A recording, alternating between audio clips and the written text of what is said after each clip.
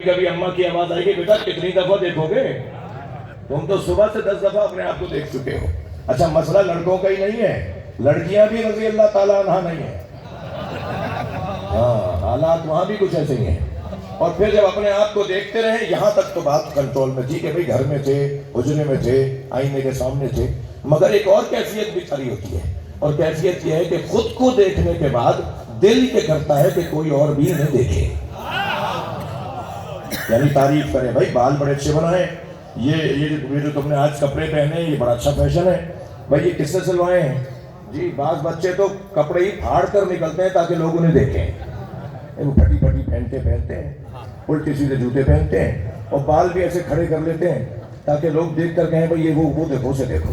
مسئلہ بالوں کے کھڑا کرنے کا نہیں تھا، مسئلہ یہ تھا کہ ہمیں دیکھو، جسے حسن آرائی کہا جاتا ہے، یعنی آئینے کے سامنے حسن بینی اور مجمع کے سامنے حسن آرائی۔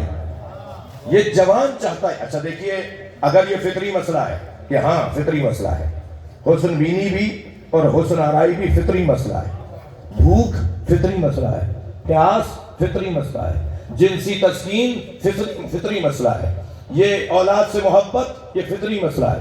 جتنی چیزیں فطریات سے متعلق ہیں نا، جب وہ بے لگام ہونے لگتی ہیں تو پھر اس کی لگام کو شریعت کہا جاتا ہے۔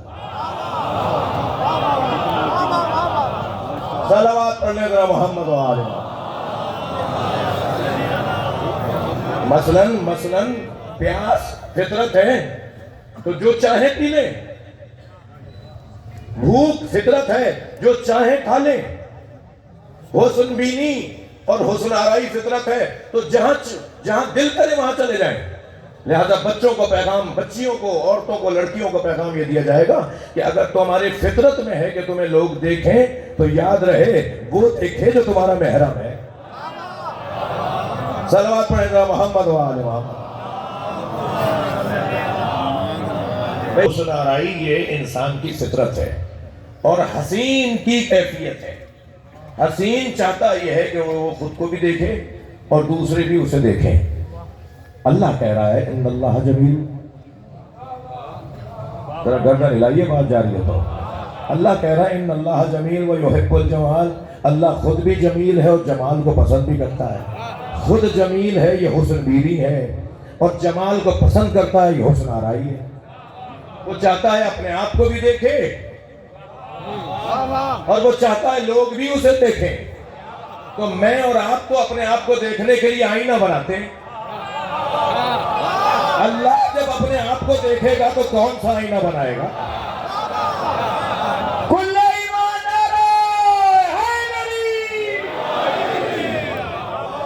بھائی آئینے کے اندر دو کیفیتیں اور دو صفتیں ہوتی ہیں، ایک جلا ہوتا ہے، ایک کثیف مادہ ہوتا ہے۔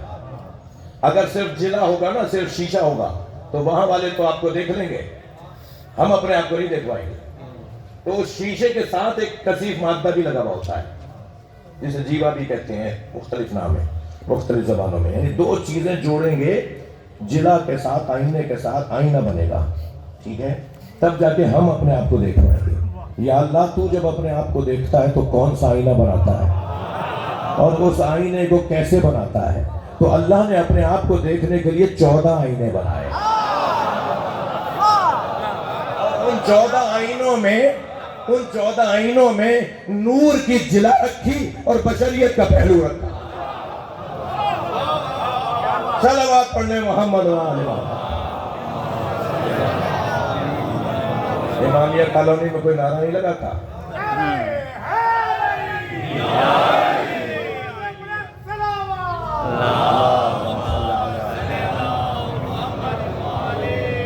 بات آگے بڑھے، آپ نے بہت اچھا سنا یہ جملہ، تو میں چاہ رہا ہوں ایک جملہ اور اس میں اضافہ کر دوں۔ آپ ایک کمرے میں، ایک حجرے میں چاروں طرف 14 آئینے لگا دیں اور خود درمیان میں کھڑے ہو جائیں تو آپ 14 جگہ نظر آئیں گے یا نہیں؟ آپ ہیں تو ایک۔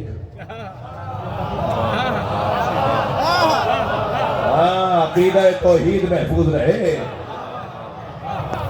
صلوات پڑھنے محمد و آل محمد۔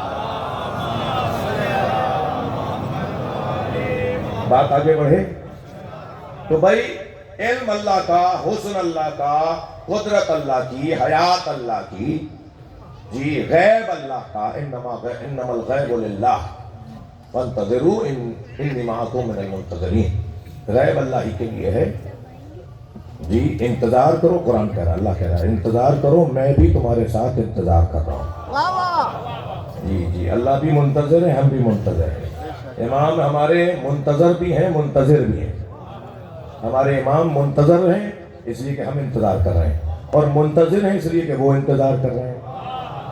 اور مجھے لکھنؤ کے شارف لکھنوی صاحب کے دو مصرے یاد آ رہے ہیں۔ شارف لکھنوی کہتے ہیں کہ ہم ان کی دید کے طالب، وہ حکم خالق کے۔ بھائی شعر تو شعر کی طرح سنیں نا آپ، ہم ان کی دید کے خالق، وہ حکم خالق کے، مزہ ہے دونوں طرف انتظار ہوتا ہے۔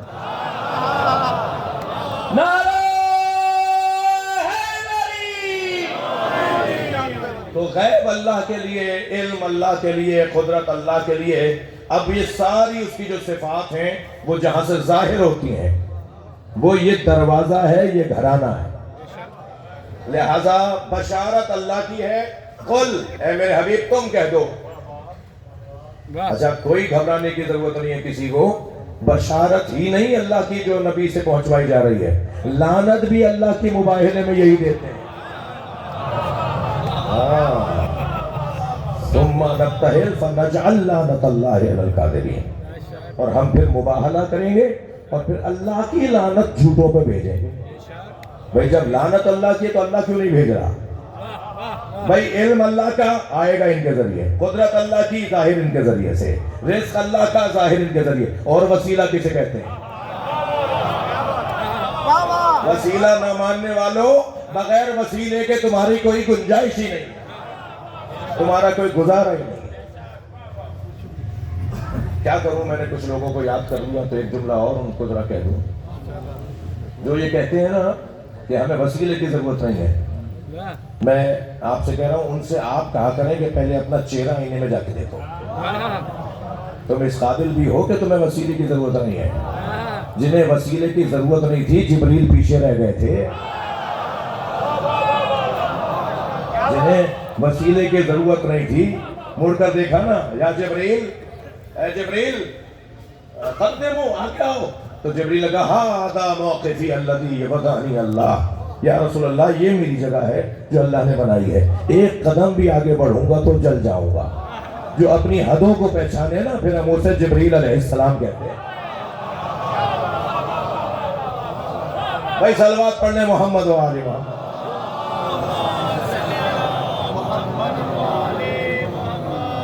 تو انگنت ہے، مگر میری قوم کے اندر ایک دو بیکٹیریا بھی آئے گئے، کچھ وائرس بھی آئے ہوئے ہیں، وہ کورونا سے کم خطرناک نہیں ہے جی، ان کی ویکسینیشن جو ہے سوائے مجلس اعضا کے کہیں اور نہیں ملتی، اور ان کا اینٹی بیکٹیریا جو ہے وہ فرش اعضا ہے، جو بار بار مجلس میں آتے ہیں وہ اس بیکٹیریا سے بچ جاتے ہیں۔ وہ جو بیکٹیریاز، وہ جو بیماریاں، کچھ کوروناز، کچھ کیا لفظ بولوں، ان میں سے ایک ہے اپنی حدوں کو نہ پہچاننا۔ میری ایک حد ہے بھائی، اس سے آگے میں بول ہی نہیں سکتا، کہیں تو آگے کہوں کہ یہ میری حد ہے، مولانا کی ایک حد ہے، ڈاکٹر صاحب کی ایک حد ہے، ڈاکٹروں میں بھی فلاں ڈاکٹر کی ایک حد ہے، دوسرے ڈاکٹر کی ایک حد ہے جی۔ ایک ہارٹ اسپیشلسٹ سے میں نے اپنے ایک عزیز کی آنکھوں کے بارے میں مشورہ کیا آغا خان ہاسپٹل میں، تو انہوں نے کہا میں نام لکھ رہا ہوں فلاں ڈاکٹر سے پوچھیں، تو میں نے کہا جی آپ تو جنرل فزیشین بھی ہیں، آپ ہارٹ اسپیشلسٹ بھی ہیں، کوئی مشورہ تو دیں، کہہ رہے ایک لفظ نہیں بولوں گا، یہ میرا میدان نہیں ہے۔ تو جو جس کا میدان نہ ہو اس میدان میں اگر بول رہا ہو تو وہ حدوں کو پھاند رہا ہے، اور حدوں کو پھاندنے والا دوسروں کی حدوں میں داخل ہوتا ہے، اور اسی کو فساد کہا جاتا ہے۔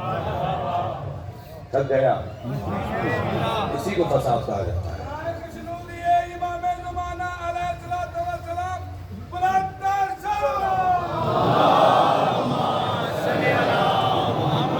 میرا مضمون، مجھے مضمون سے دور ہونے کا خوف ہو رہا ہے، مگر دل کہہ رہا ہے یہاں میں تھوڑی دیر اور آپ کے ساتھ رکوں۔ مولا علی جا رہے ہیں جنگ نہروان پر، میرے مولا جنگ پر جا رہے ہیں، اور جنگ میں جانے سے پہلے علی کی اپنی تیاریاں ہوتی تھیں، اپنے انداز ہوتا تھا مولا کا. اب آپ نے فرمایا وہ گھوڑی لے کر آؤ، وہ سواری لے کر آؤ جو بالکل لاغر ناتوان، جو بھاگتی نہیں ہے، جو تیز ہی نہیں چلتی. اتفاق سے وہ پیٹ سے بھی تھی تو ویسے ہی اسے نہیں دوڑانا. تو مولا اس کے اوپر بیٹھ چکے تھے. دور سے ایک آدمی نے آواز دے کر کہا یا علی اس جنگ پر نہ جائیے، یہ جنگ آپ کی کامیاب نہیں رہے گی، آپ کا ستارہ گردش میں. ہاں کچھ ایسے لوگ بھی ہیں جو ائمہ کا حساب بھی لگاتے ہیں. میں ابھی آ رہا تھا تو رستے میں طوطے اور کبوتر فال دیکھ رہے تھے. جس ملت اور جس قوم کی فال طوطے دیکھتے ہو وہ مجلس میں کیوں آتی ہے؟ ہماری تو فال مجلس میں نکلتی ہے. خبردار علی والا کبھی طوطوں سے فال نہیں نکلوائے گا. میں کسی کی دکان بند نہیں کروا رہا، میں اللہ کے پیغام کو مضبوط کرنے کی بات کر رہا ہوں. کہنے لگا آپ کا ستارہ گردش میں، جنگ آپ کامیاب نہیں لڑ پائیں گے. حضرت بیٹھے بیٹھے گھوڑے سے اتر آئے. حضرت نے فرمایا تو ستاروں کو جانتا ہے؟ کیسا بدبخت ہے، بات بھی علی سی کر بیٹھا. مولا فرماتے ہیں تو ستاروں کو جانتا ہے؟ کہنے لگا میرا کام ستارہ شناسی ہے، منجم ہوں، میں ستاروں کی حرکتوں سے حساب کتاب لگاتا ہوں. حضرت نے فرمایا بتا وہ کون سا ستارہ ہے جو اپنی جگہ سے حرکت کرتا ہے تو بلیوں پر فلاں کیفیت طاری ہوتی ہے. خاموش مولا کا چہرہ دیکھتے ہوئے حضرت نے فرمایا یہ ستارہ تو نہیں جانتا، چل وہ ستارہ کون سا ہے یہ بتا کہ جو اپنی جگہ سے حرکت کرتا ہے تو اونٹوں پر فلاں کیفیت طاری ہوتی ہے، اونٹ ایک خاص کیفیت میں آنے لگتا ہے. وہ کون سا ستارہ ہے؟ ایسے پتہ ہی نہیں تھا. منہ کھلا کا کھلا رہ گیا. حضرت نے فرمایا تو ستاروں کی بات کر رہا تھا، چل چھوڑ، یہ بتا میری گھوڑی کے سم کے نیچے کیا ہے؟ بتا ہی نہیں پایا کہ گھوڑی کے سم کے نیچے کیا ہے. جب خاموش رہا تو حضرت نے فرمایا تو بڑی باتیں کر رہا تھا، چل یہ بتا میری گھوڑی کے پیٹ پر ہاتھ رکھ کر حضرت نے فرمایا بتا اس میں نر ہے یا مادہ؟ اس کا بھی جواب اس کے پاس نہیں تھا. تو حضرت نے فرمایا تو سامنے کی چیز نہیں بتا رہا، آسمان کی باتیں کر رہا ہے. نعرہ تکبیر، نعرہ رسالت، نعرہ حیدری، کشمیری محمد وآل محمد صلوات. ماشاءاللہ بھرپور صلوات پڑھی ہے آپ نے. اللہ آپ کو اس کا اجر و ثواب عطا فرمائے. مولا نے فرمایا سن میں جس جنگ پر جا رہا ہوں میں نے ایسی کامیاب جنگ لڑی نہیں. میں جانے سے پہلے بتاتا ہوں میرے 10 نہیں مریں گے، اور جانے سے پہلے بتا رہا ہوں ان کے 10 نہیں بچیں گے. میں نے جنگیں بہت لڑی ہیں مگر سب سے کامیاب جنگ یہی لڑنے جا رہا ہوں. میں جانے سے پہلے بتا رہا ہوں میرے 10 نہیں مریں گے. اور مولا نے اپنے 9 شہیدوں کے نام بتائے جانے سے پہلے. کون کون شہید ہوگا؟ 9 سے زیادہ کوئی شہید نہیں ہوگا. اور وہاں 2500 سے زیادہ لوگ ماروں گا، ان کے 10 نہیں بچیں گے. اور وہ جو 10 سے کم بچیں گے وہ لوگ کوئی 2 کہیں بھاگ کر جائے. مفتی جعفر حسین صاحب نے اس کی شرح میں لکھا ہے کہ 2 یمن بھاگ کر گئے، 2 عدن بھاگ کر گئے، 2 افریقہ بھاگ کر گئے. مجھے کبھی کبھی لگتا ہے کہ 2 افغانستان بھی بھاگ کے آئے.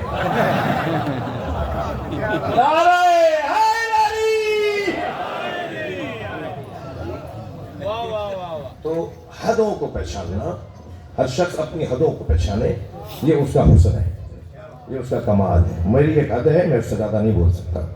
اور جو ہر میدان میں بول رہا ہو سمجھ لیں کہ یہ بندہ نامناسب ہے. ممبر سے یہی کہوں گا میں، یہ بندہ کم سے کم نامناسب ہے. اس سے ہمیں کوئی بات نہیں لینی کیونکہ یہ ہر میدان میں رائے دیتا ہے. جی ہمارے ہاں سیاست دین سے جدا ہے، اور مسجد امام بارگاہوں میں ہی سب سے زیادہ سیاست ہے. کیا ہوا؟ سیاست دین سے جدا ہے. خبردار سیاست کی باتیں مت کرو. اور اتنی ہی سیاست امام بارگاہ میں، اتنی ہی سیاست مسجد میں ہے. ہمیں عزیزان گرامی تدبیر اور انتظام اور ہے، لیکن کسی کو گرانا، کسی کو چڑھانا، کسی کے خلاف جانا، کسی کے خلاف ماحول بنانا، یہ تشیع کی نشانیاں نہیں ہیں. اہل بیت کے چاہنے والوں کا تو حلیہ ہی بتاتا ہے کہ یہ اہل بیت کے چاہنے والے. چال بتاتی ہے علی والا جا رہا ہے، پورا محلہ کہتا ہے اس سے سودا خریدو، یہ جعلی مال نہیں بیچتا، اس لیے کہ یہ علی ولی اللہ پڑھتا ہے. ہمارا تو کام ہی کچھ اور ہے، ہماری تو ذمہ داریاں کچھ اور ہیں. ہمیں تو اللہ نے منتخب قرار دیا ہے. بات آگے بڑھے. آیت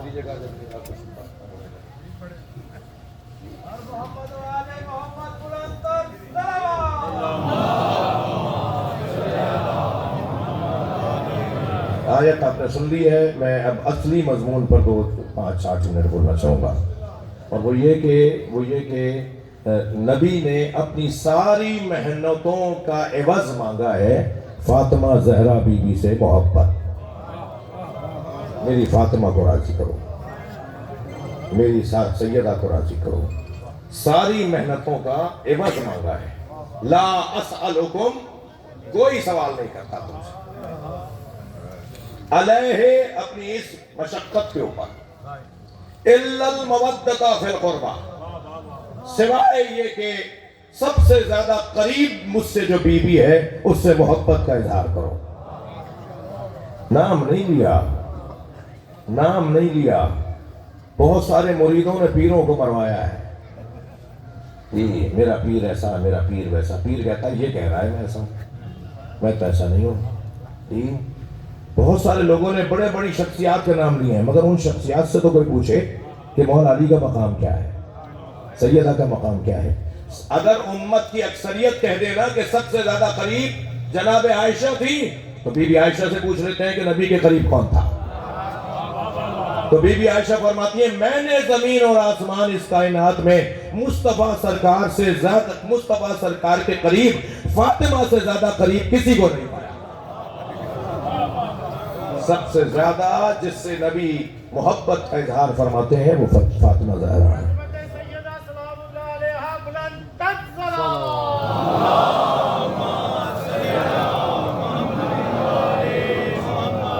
بی بی کی عظمتوں کے بعد میں یہ بات کوئی کم بات نہیں ہے کہ نبی مکرم کو فاطمہ دینے سے پہلے 40 دن تک ریاضت کروائی اللہ نے. آمادگی، تیاری نہیں ہوگی، آمادگی نہیں ہوگی، تیاری نہیں ہوگی تو مجلس بھی نہیں ہوگی، تیاری نہیں ہوگی تو آپ کے بچے کی شادی بھی نہیں ہوگی، تیاری نہیں ہوگی تو آپ کے فلاں ادارے کو تعمیر اور تاسیس نہیں کیا جائے گا. ہر کام سے پہلے تیاری کی جاتی ہے نا. یہ کیسی تیاری کروا رہا ہے اللہ، یہ کیوں تیاری کروا رہا ہے اللہ کہ 40 دن تک غار میں عبادت کے لیے بھیج دیا. 40 دن عبادت کی نبی مکرم نے، اور پھر جنت سے 40ویں دن جبریل اس درخت کا پھل لے کر آئے جسے شجرہ طوبہ کہا جاتا ہے. شجرہ طوبہ درخت، جنت میں درخت تو بہت ہوں گے، روایات بھی کہتی ہیں، مگر ایک درخت اللہ نے اپنے ہاتھ سے لگایا ہے. تھوڑی بھئی گردن ہلا دو بات جائے تو. شجرۃ طوبہ الذی غرس اللہ بیدہ، درخت طوبہ، شجرہ طوبہ وہ درخت ہے جسے اللہ نے اپنے ہاتھوں سے لگایا ہے. اور اس درخت کی جڑوں سے 3 نہریں نکلتی ہیں جو پوری جنت کو سیراب کرتی ہیں. معین، سلسبیل اور تسنیم، یہ 3 نہریں ہیں جنت کی 3 ہی نہریں ہیں، اور تینوں کی تینوں اس درخت سے نکلتی ہیں. اور اس درخت میں ایک پھل لگا ہے جسے فاطمہ کہا جاتا ہے. فشولیے سیدہ طاہرہ فاطمہ الزہرا سلام اللہ علیہا بآواز بلند صلوات. جبریل یہ اس درخت کا پھل لے جاؤ میرے مصطفیٰ کو کھلا دو. جبریل امین لے کر آئے، سرکار کے سامنے رکھا. یا رسول اللہ، اللہ نے آپ کو طوبہ کا پھل بھیجا ہے. اور جب نبی نے اسے 2 نیم کیا، اسے توڑا، اسے 2 نیم کیا، کھانا چاہا تو اس میں سے نور نکلنے لگا. وہ پہلے پھل نظر آ رہا تھا، پھر نور نظر آنے لگا. آپ تصور کر لیں تھوڑی دیر کے لیے، وہ پہلے پھل نظر آ رہا تھا، پھر وہ نور نظر آنے لگا. تو سرکار نے فرمایا یہ کیسا نور ہے؟ کہا یہ نور فاطمہ ہے. آپ اسے تناول کریں تاکہ نور منتقل ہو، ختیجہ کے قریب جائیں تاکہ نور وہاں چلا جائے اور فاطمہ دنیا میں تشریف لے کر آ جائیں. مجھے جناب کوثر نقوی صاحب کراچی کے بزرگ شاعر، ان کے 2 مصرے یاد آ رہے ہیں. وہ کہتے ہیں اے جبین مصطفیٰ یہ تو بتا، اے جبین مصطفیٰ یہ تو بتا کتنے سجدوں کا صلہ ہے فاطمہ.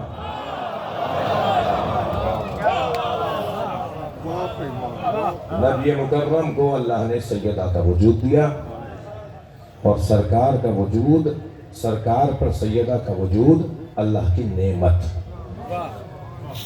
اللہ کی نعمت، بلکہ لفظ اور اس سے زیادہ یا اس جیسا استعمال کروں، اللہ کا ہدیہ۔ کیا بات، کیا بات، جی مولانا اگر مجھے رومال بھیج دیں تو میں اسے اپنے سینے سے لگا کے رکھوں گا کہ لاہور سے ایک مجاہد عالم دین نے مسلسل قومیات میں فعال نظر رکھتا ہے، اس نے مجھے ایک رومال بھیجا ہے۔ اگر دینے والا بڑا ہو تو ہدیہ بھی بڑا ہوتا ہے۔ فرض کریں آیت اللہ سیستانی، آیت اللہ خامنائی، مثلاً پیچھے چلے جائیے حضرت مالک ایشتر، اگر مجھے کوئی رومال بھیج دیں تو دینے والا چونکہ بہت بڑا ہے اس لیے ہدیہ بھی بڑا ہوگا، چاہے اس جیسی اور چیز کہیں سے مل جائے، مگر وہ چیز نہیں ہے، وہ چیز تو مجھے انہوں نے دی ہے۔ عزیزان گرامی، سیدہ کے آنے پہ نبی کھڑے کیوں ہوتے تھے؟ اس لیے نہیں کہ بیٹی آ رہی ہے، عطیہ پروردگار، ہدیہ الہی آ رہی ہے۔ نعرہ تکبیر!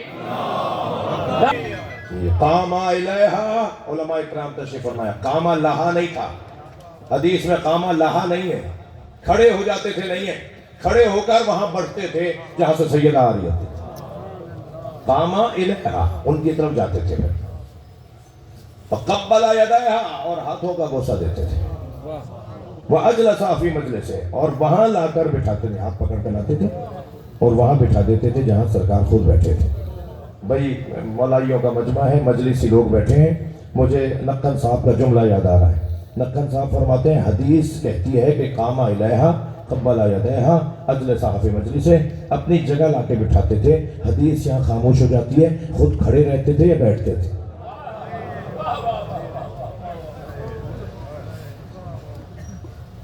ہدیہ پروردگار ہے۔ 5 سال کا سن تھا جناب زہرا کا، ایک دن نبی کے سامنے سے گزری تو سرکار بے ساختہ بے محابہ زار و قطع رونے لگی۔ تو ایک زوجہ رسول نے سوال کیا، یا رسول اللہ فاطمہ کو دیکھ کے رو رہے ہیں۔ فرمایا ہی نما ذکرت ما یسنع بعدی، جب میں اسے سوچتا ہوں، دیکھتا ہوں، اس پر مجھے میرا ذہن جاتا ہے، اس بچی پہ غور کرتا ہوں تو مجھے یاد آتا ہے میرے بعد اس پر کیا گزرے گی۔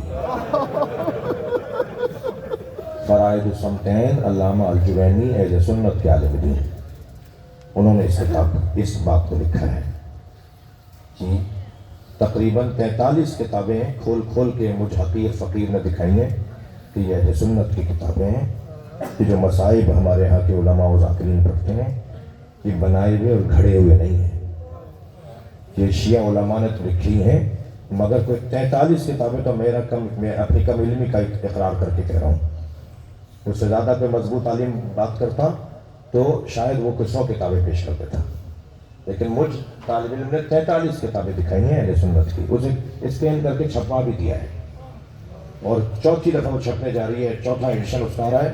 مسلسل لوگ لے جاتے ہیں اپنے مفتی صاحب کے سامنے، یہ ہماری کتابیں ہیں، وہ کہتے ہیں ہاں ہماری کتابیں، تو پھر آپ شیعوں سے ناراض کیوں ہیں؟ یہ کہتے ہیں، یہ وہ کہتے ہیں، یہ کرتے ہیں، وہ کرتے ہیں۔ آپ دیکھ رہے ہیں ابھی پچھلے سالوں سے کچھ یہ ایف آئی آروں کا بھوت بھی اتر گیا ہے، کیوں اتر گیا ہے؟ کیونکہ اب خود علماء اہل سنت اسے پڑھ رہے ہیں، کٹواؤ ایف آئی آر اپنے اوپر۔ اب ہمارے اپنے بھائی ان روایتوں کو پڑھ رہے ہیں جو ہم پڑھا کرتے تھے، اور کہا جاتا تھا یہ گھڑی ہوئی باتیں ہیں، یہ جعلی باتیں ہیں، یہ جعلی باتیں ہیں۔ نبی فرما رہے ہیں میں سوچتا ہوں کہ میری فاطمہ پر میرے بعد کیا گزرے گی۔ قد دخل الدل بیتہا، اس کے گھر میں ایک مصیبت داخل ہوگی، انتہاکت حرمتہا، جو اس کی حرمت کو پامال کرے گی۔ مجلس میں اگر جن کے مذہب میں رونا جائز ہے وہ تکلف کر کے نہ روئیں، میں 2-3 جملے جلدی عرض کر رہا ہوں۔ نبی فرما رہے ہیں کہ اس کے گھر میں ایک مصیبت داخل ہوگی جو اس کی حرمت کو پامال کرے گی، وَمُنِعَتْ إِرْثُهَا، اور اس کو اس کی میراث سے محروم کریں گے۔ اس کے بعد والا جملہ سنا دوں، وَإِسْقَطَتْ جَنِينُهَا، اس کی شکم میں اس کا بچہ مار دیں گے۔ یہ نبی کے جملے ہیں، اہل سنت کتاب میں۔ اجرکم اللہ، اللہ آپ کو کسی بند میں نہ لائے، سوائے غم اہل بیت میں رونے رلانے والوں میں قرار دے۔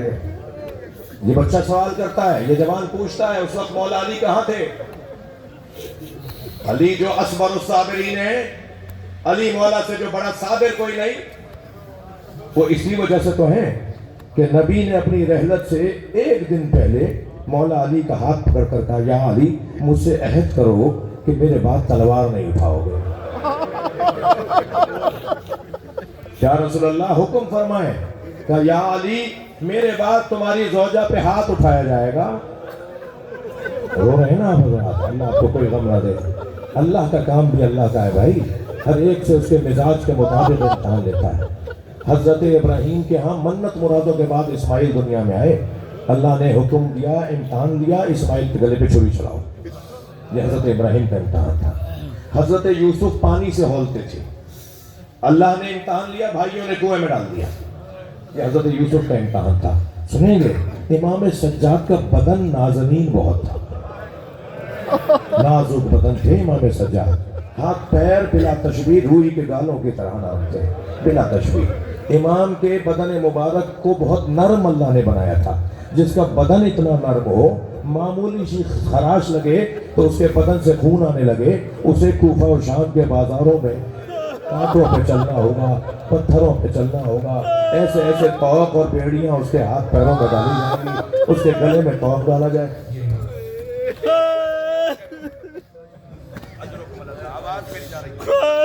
میرے پاس کیسے ہے؟ لیکن کہا نہیں ہم اس کی بھی گواہی، یہ گھر کا فرد ہے، ہم اس خاتون کی بھی گواہی قبول نہیں کریں گے۔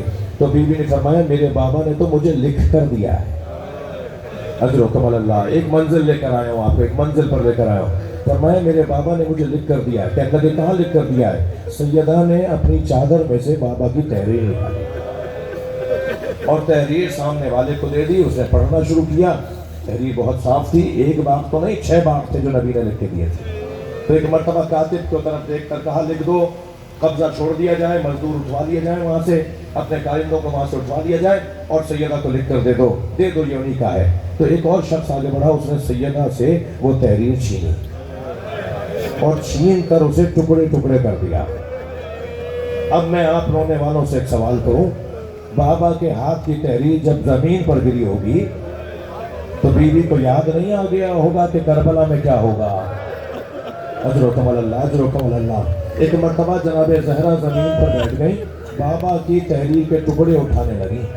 سندھ میں ایک ذاکر تھے، ایک عالم تھے، عبدالحمید چانڈیو صاحب، وہ جب یہ مصائب پڑھتے تھے نا تو جیب سے کاغذ نکالتے تھے اور یہ جو میں پڑھ رہا ہوں، جیب سے کاغذ نکال کے اسے ٹکڑے ٹکڑے کر کے نیچے پھینک دیتے تھے اور روتے ہوئے لوگوں سے کہتے تھے بیٹھے رہو، اور پھر اتر کے جاتے تھے، اٹھا کے لا کے ممبر پہ بیٹھ کے کہتے تھے بتاؤ کتنی دیر لگی؟